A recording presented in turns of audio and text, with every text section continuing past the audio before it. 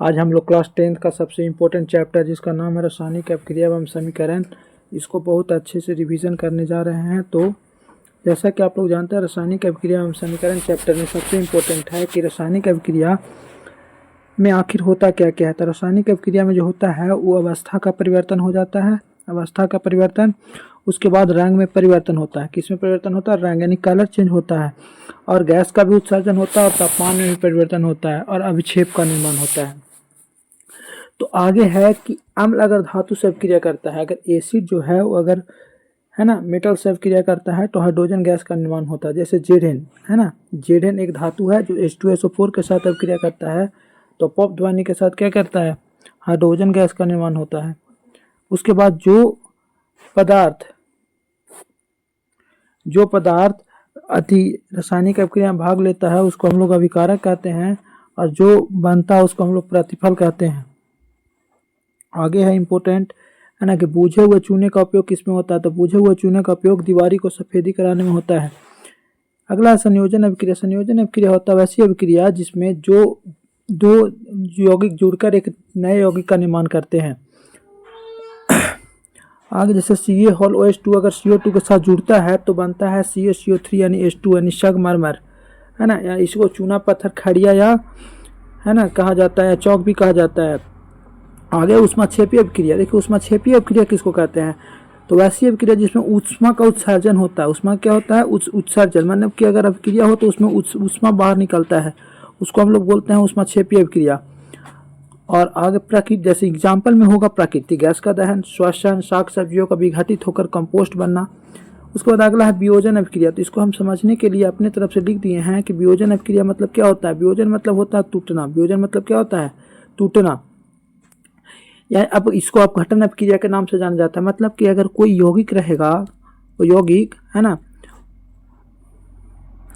वो एक यौगिक रहेगा, वो टूटकर क्या हो जाएगा? दो यौगिक। जैसे यहाँ पर देखिए आप लोग 2FeSO4 को अगर हीट दिया गया है, क्या दिया गया है? हीट दिया गया है, तो ये क्या बना टूट कर ये दो में बदल गया है ना। देखिए Fe2O3 SO2 और SO3 में यहाँ पर फेरस सल्फेट है। 2FeSO4 जो है फेरस सल्फेट है। फेरस सल्फेट को जो रंग होता है वो कैसा होता है? हरा रंग का होता है। यानी याद रखिएगा है ना, उष्मा देने पर कैल्शियम कार्बोनेट का किस में बदल जाता है? तो कैल्शियम कार्बोनेट कैल्शियम ऑक्साइड तथा CO2 में वियोजन हो जाता है। यानी कि अगर वियोजन अपक्रिया अगर करवाना है आपको, कौन सा अपक्रिया करवाना है? वियोजन अपक्रिया अगर करवाना है, यानी कि इसको अपघटन अपक्रिया के नाम से जाना जाता है, तो बिना हीट दिए हुए नहीं करवा सकते। यानी हीट देना बहुत जरूरी है, यानी कि गर्म करना उसको बहुत जरूरी है।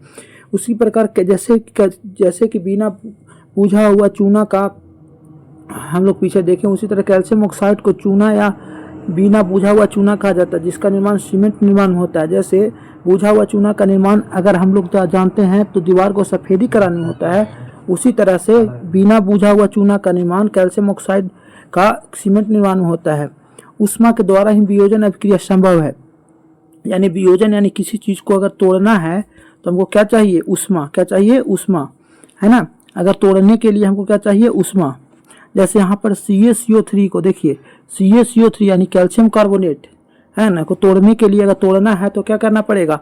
तो कैल्शियम कार्बोनेट को तोड़ने के लिए ऊष्मा दिए, और ऊष्मा देने के बाद उसमें हमको किस में बदल गया? कैल्शियम ऑक्साइड और CO2, कैल्शियम ऑक्साइड और CO2 में, है ना। उसी तरह से हम लोग आगे है वियोजन। वियोजन का एक अगला एग्जाम्पल है कि लेड नाइट्रेट, बहुत इंपॉर्टेंट है। लेड नाइट्रेट यानी 2PbNO3 को अगर हम लोग उस ताप देंगे, यानी उस ताप देंगे तो क्या इसमें बदल जाएगा? तो ताप देने के बाद ही बदल जाएगा लेड ऑक्साइड, NO2 और O2। याद रखिएगा बहुत इंपॉर्टेंट है कि NO2 और O2 दोनों, अगर ऑप्शन में दोनों रहेगा तो इनमें से दोनों मारना होगा, है ना। जैसे कि आई, और इसमें जो NO2 यानी कि नाइट्रोजन डाइऑक्साइड का जो धुआं निकलता है उसका रंग कैसा होता है? तो उसका रंग बहुत इंपॉर्टेंट है, उसका रंग कैसा होता है? भूरा। कैसा होता है? भूरा। आगे है जल का अपघटन। जैसे कि आगे हम लोग इसमें देख पा रहे हैं कि जल का वैद्युत अपघटन, यानी कि अगर किसी जल में अगर कोई हम लोग इलेक्ट्रॉन अगर मान लो कि विद्युत अगर प्रवाहित करते हैं तो विद्युत प्रवाहित करने पर क्या हो जाता है? वह जल टूट जाता है। टूटता है किसमें? ऑक्सीजन और हाइड्रोजन में। तो याद रखिएगा कि जो एनोड पर चला जाता है ऑक्सीजन और कैथोड पर चला जाता है क्या चीज? हाइड्रोजन। इसको याद करने के लिए ऐसे रख सकते हैं हक, है ना, हाथ से हाइड्रोजन और कैसे कैथोड। और एनोड पर जाएगा कौन, क्या चीज, ऑक्सीजन। यानी कि जल का अपघटन करवाने पर याद रखिएगा कि ऑक्सीजन जो जाएगा वो कोची पर जाएगा, एनोड पर जाएगा। कोची पर जाएगा, एनोड पर। और ऑक्सीजन जाएगा एनोड पर और हाइड्रोजन जाएगा कैथोड पर। और इसमें याद रखिएगा कि इलेक्ट्रॉन का त्याग होता है, जो ऑक्सीजन और एनोड पर जाता है उसमें एक और चीज होता है इंपॉर्टेंट, इलेक्ट्रॉन का त्याग। और हाइड्रोजन जो कैथोड पर जाता है उसमें होता है इलेक्ट्रॉन का ग्रहण, इलेक्ट्रॉन का ग्रहण।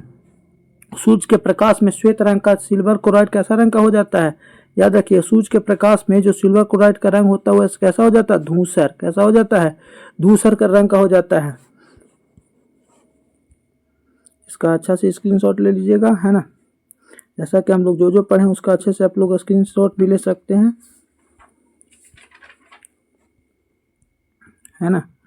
अब आगे है बहुत इम्पोर्टेंट, आगे है 2AgBr और जिसको हम लोग सूर्य का प्रकाश देने पर, यानी कि 2AgBr को सूर्य का प्रकाश देने पर 2Ag + Br2 में प्रयोग बदल जाता है। इसको हम लोग उपयोग करते हैं श्याम श्वेत फोटोग्राफी में। श्याम श्वेत फोटोग्राफी में इसका उपयोग किया जाता है वियोजन अभिक्रिया में अभिकारक को तोड़ने के लिए उष्मा की आवश्यकता, जैसे कि हम शुरू से बता रहे हैं कि उष्मा बिना अवशोष। अगला है उष्मा शोषी। यहाँ देखिए उष्मा शोषी मतलब जैसे कि उष्मा का उत्सर्जन होता है तो उसमें हम लोग बोलते हैं उसको उष्मा उत्क्षेपी। अगर उष्मा अवशोषित होता है किसी अभिक्रिया में तो उसको हम लोग बोलते हैं उष्मा शोषी अभिक्रिया। बहुत इंपॉर्टेंट है। अगला है विस्थापन अभिक्रिया। तो जल्दी जल्दी हम लोग रिवीजन करने के लिए फास्ट तरीके से समझते हैं, है ना। इससे बाहर एक भी सवाल नहीं आएगा। विस्थापन अभिक्रिया, विस्थापन अभिक्रिया बोलते हैं जब कम अभिक्रियाशील धातु अधिक अभिक्रियाशील धातु को हटा देता है, यानी कमजोर जो है को हटाकर अधिक अभिक्रियाशील अगर धातु कम अभिक्रियाशील धातु को क्या कर देता है ना, हटा देता है। तो जैसे हम लोग यहाँ पर देख रहे हैं कि Fe + CuSO4 की अभिक्रिया करवाते हैं तो FeSO4 + Cu बन जाता है, यानी कॉपर सल्फेट का नीला रंग आयरन सल्फेट यानी फेरस सल्फेट के हरे रंग में बदल जाता है। तो आखिर यह की अभिक्रियाशीलता है, तो इसके हमको याद करने के लिए एक बहुत ही आसान और इम्पोर्टेंट तरीके से आपको हम बता देते हैं कि यहाँ एक ट्रिक लिखा हुआ है आपको, है ना।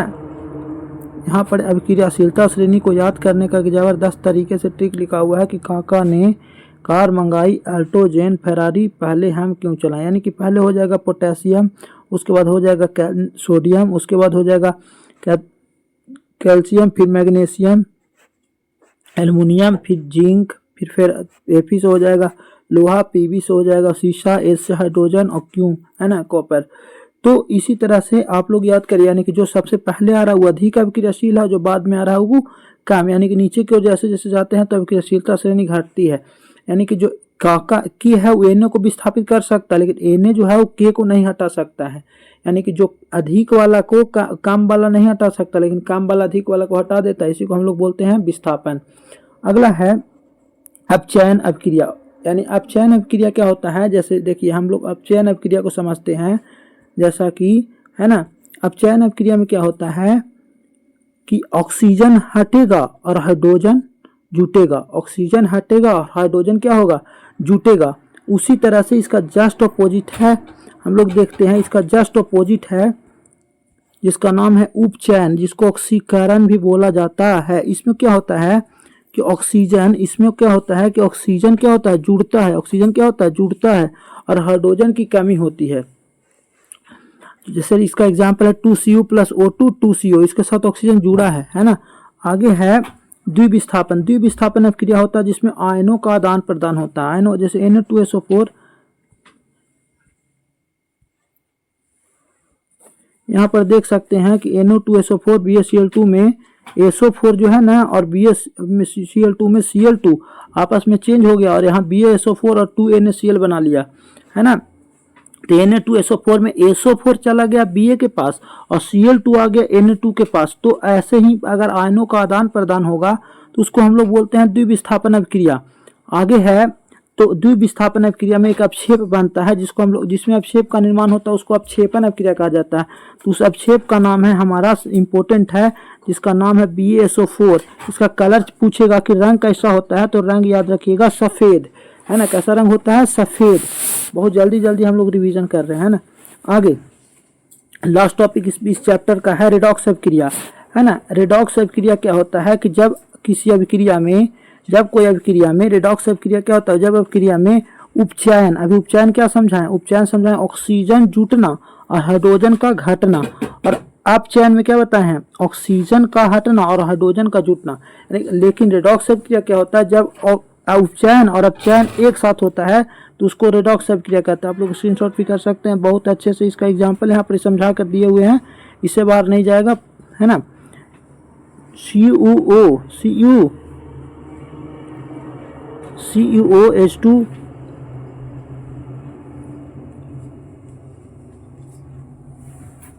यहाँ पर पूरा एग्जाम्पल इसका दिया हुआ, CuO plus H2, Cu plus H2O, ZnO plus C, Zn plus CO, MnO2 plus 4HCl, MnCl2, 2H2O, Cl2, है ना। उसी तरह से अगला विकृत गंधिता। क्या होता है कि कभी कभी हम लोग बहुत दिनों तक कोई भी चीज़ को अगर खुला में छोड़ देते हैं तो उसका स्वाद तथा गंध क्या हो जाता है, बदल जाता है। स्वाद तथा गंध क्या हो जाता है, बदल जाता है। तो उसको हम लोग बोलते हैं कौन सी, उसको बोलते हैं विकृत गंधिता। इसको से बचाने के लिए हम लोग, बहुत इंपॉर्टेंट है कि इसको से हम लोग बचाने के लिए क्या करते हैं कि नाइट्रोजन गैस किसमें डाल देते हैं, चिप्स की पैकेट में। चिप्स के पैकेट में कौन सा गैस डाल देते हैं, नाइट्रोजन गैस। कौन सा गैस, नाइट्रोजन गैस, और इसको उपचयन से बचाने के लिए। तो जैसा कि हम लोग आज पूरी तरह से फर्स्ट चैप्टर को NCERT के थ्रू हम लोग बहुत अच्छे से शॉर्ट एंड सटीक वे में रिवीजन किए हैं, इससे बाहर कोई सवाल नहीं आएगा।